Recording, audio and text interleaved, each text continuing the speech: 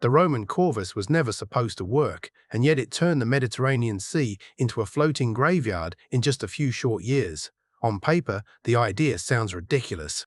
A civilization with no naval tradition, no sailing culture, and soldiers who got seasick stepping onto a deck somehow shattered the most dominant maritime power of the ancient world. They didn't do it by learning how to sail better.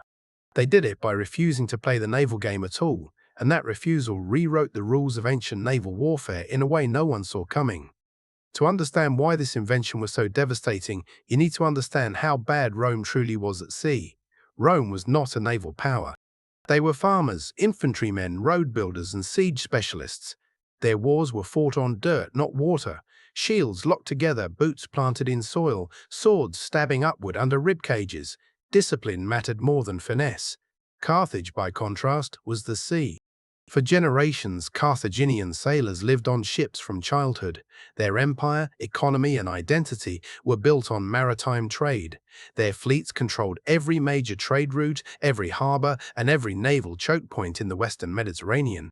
Their quinqueremes were faster, lighter, and more maneuverable, and their ramming tactics had been refined over centuries of dominance. When the First Punic War erupted in 264 BC, the outcome at sea looked inevitable. And early on, it was. At the Battle of the Lipari Islands, Rome suffered one of the most humiliating naval defeats in ancient history. 17 Roman ships were captured without even putting up a fight, not sunk, captured.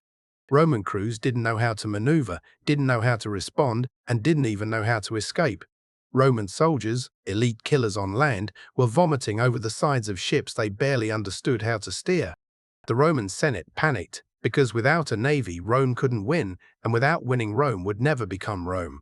What followed was not an improvement in seamanship, or better oars, or sleeker hull designs. Roman engineers asked a question so unorthodox it bordered on madness.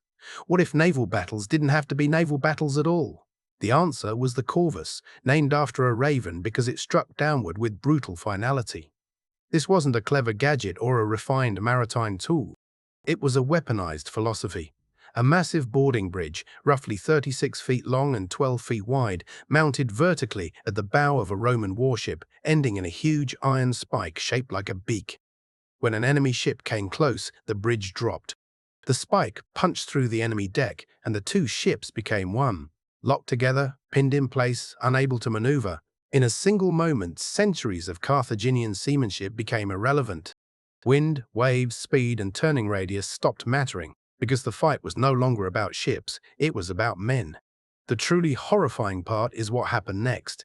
The instant the Corvus slammed down, around 120 Roman legionaries in full armor surged forward. They didn't scramble or hesitate, they sprinted. Within seconds, a naval engagement transformed into a land battle. Imagine being a Carthaginian sailor who trained his entire life to fight waves, wind, and momentum, suddenly facing heavy infantry charging across a narrow plank.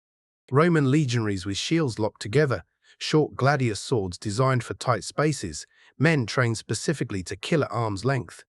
This wasn't boarding, it was an invasion. The Romans weren't trying to become better sailors. They were deleting sailing from the equation entirely. That theory was tested in 260 BC at the Battle of Mylae. Roman consul Gaius Duilius commanded around 130 ships equipped with the Corvus, facing a Carthaginian fleet of 150 vessels under Admiral Hannibal Gisco. The Carthaginians advanced confidently using traditional ramming tactics, expecting to smash hulls and withdraw before Roman crews could respond. But the moment the first quinquereme came alongside, the Corvus dropped. The iron spike pierced oak planking, and Roman marines poured across. The Carthaginian crew fought back, but they were sailors first and fighters second.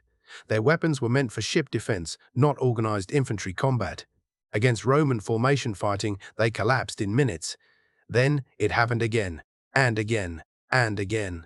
What was supposed to be Carthage's greatest strength, getting close enough to ram, became a death sentence.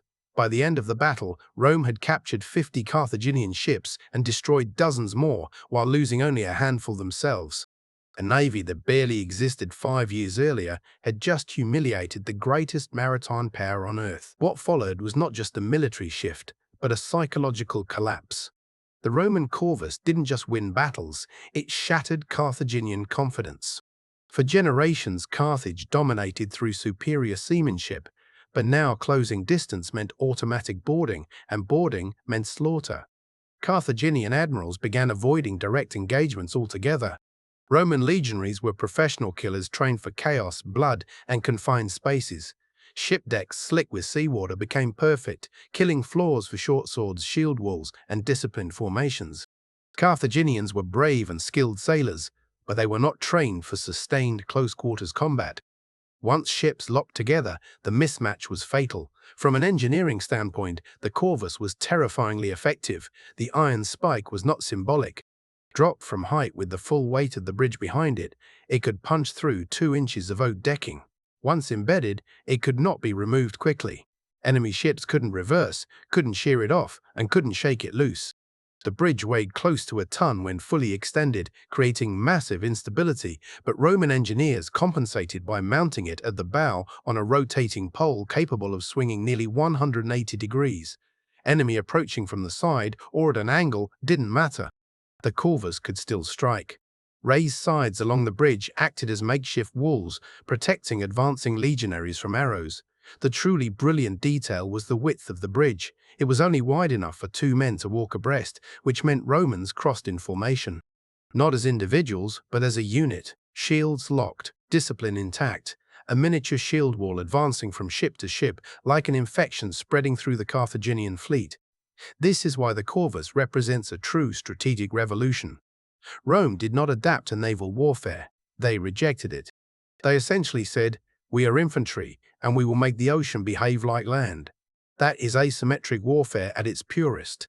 After Mylae came Sulci, then Tyndaris, and finally Cape Ecnomus, the largest naval battle in ancient history. Over 300,000 men fought on the water as Rome deployed 330 Corvus-equipped ships against 350 Carthaginian vessels. Carthage lost 94 ships captured and 30 destroyed.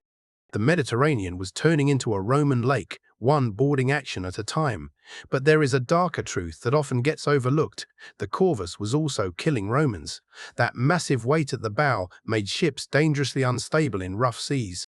In storms, the Corvus acted like a lever, amplifying wave forces and causing ships to capsize. After Cape Ecnomus, Rome lost over 280 ships in a single storm off Sicily, not to enemy action, but to weather.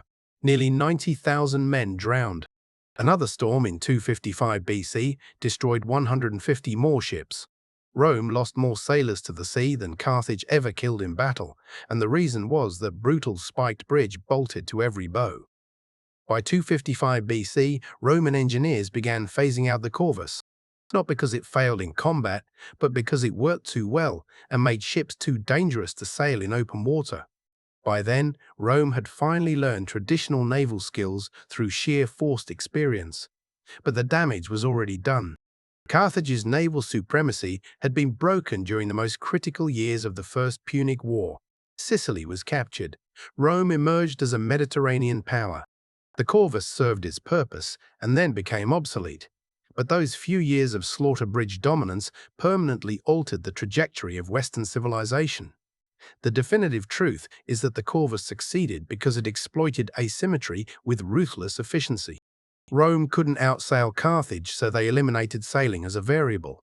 They couldn't match generations of maritime expertise, so they created a weapon that made expertise worthless. It wasn't elegant or sophisticated. It was a giant spiked club that turned the ocean into solid ground long enough for Roman discipline and violence to do the rest. Those sea battles became land slaughters because Rome refused to fight on anyone's terms but their own, and the blood soaking those decks belonged mostly to sailors who expected a ship battle and found themselves dying in a street fight they could not escape. So the real question is this: what other forgotten ancient invention completely rewrote the rules of war, and what hidden cost did it extract from the people who dared to use it?